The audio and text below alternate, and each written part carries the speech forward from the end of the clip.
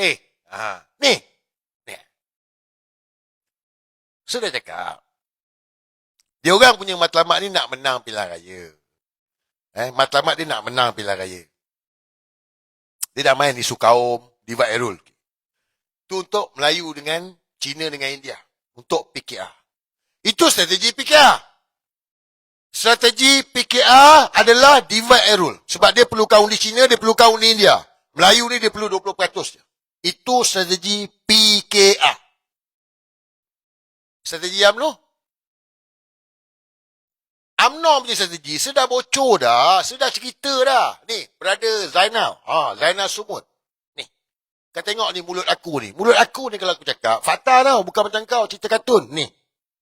Aku dah bagi tahu awal lah. Strategi UMNO, dia akan buat camouflage, letakkan orang muda sebagai calon. KJ akan dilihat sebagai prospek. Dan hari ni guys, kau kan nampak benda ni. Zahid akan letak jawatan nanti. Dia akan letak jawatan, Tok Mat akan memangku. So orang akan nampak, UMNO dah tak ada Zahid. Sebab hari ni majoriti orang tak nak Zahid. So dah nampak dah, Tok Mat tak ada dah. Tok Mat dah, sekarang Zahid dah tak ada dah. So yang bodoh-bodoh ni, ya betul lah, UMNO lah. Sekarang ni dah kena tukar lah, UMNO lah.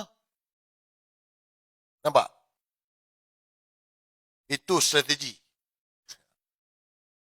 Hari ni, laporan berita. Ni, Haji Zainal akan tengok ni. Ni baru betul cakap, bukan macam kau cakap merapu.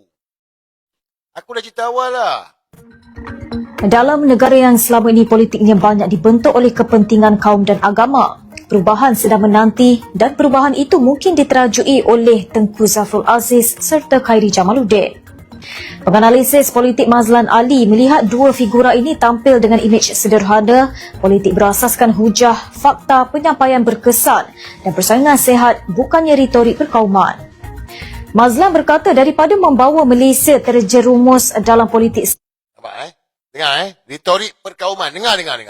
sempit berasaskan kaum, kedua-dua pemimpin itu selesa membawa visi negara yang dibina atas semangat kebersamaan, toleransi dan kerjasama. Zafrul dan KJ dilihat mewakili masa depan yang lebih meyakinkan, namun Mazlan mengingatkan bahawa perubahan skrip politik lama berteraskan kaum dan agama kepada politik kesederhanaan masih jauh untuk dicapai. Ada juga pandangan dua wajah baru politik negara ini berjaya menunaikan janji ketika berada dalam kabinet. Haili Izzati, FMD.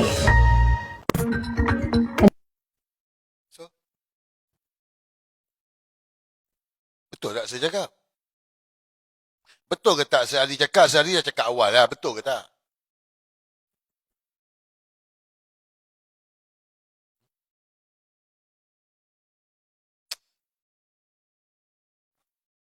Kau tengok modus operandi dia Dua orang ni kerana tak main isu kaum. Nampak tak? Nampak tak strategi dia?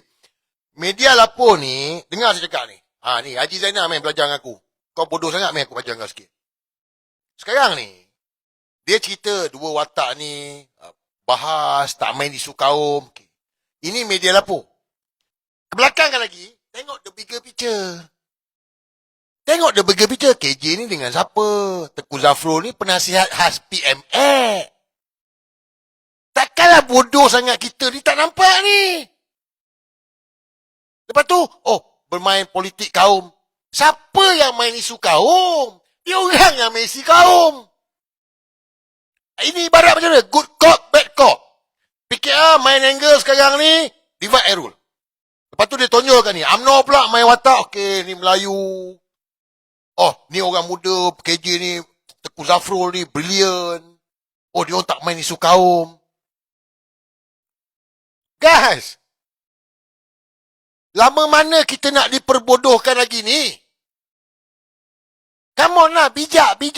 Saya cakap ni kena bijak. Bukanlah saya cakap korang bodoh. Tapi dalam politik ni, school of politik. Ramai kita tak faham itu politik. Itu yang jadi bodoh tu, benar tu.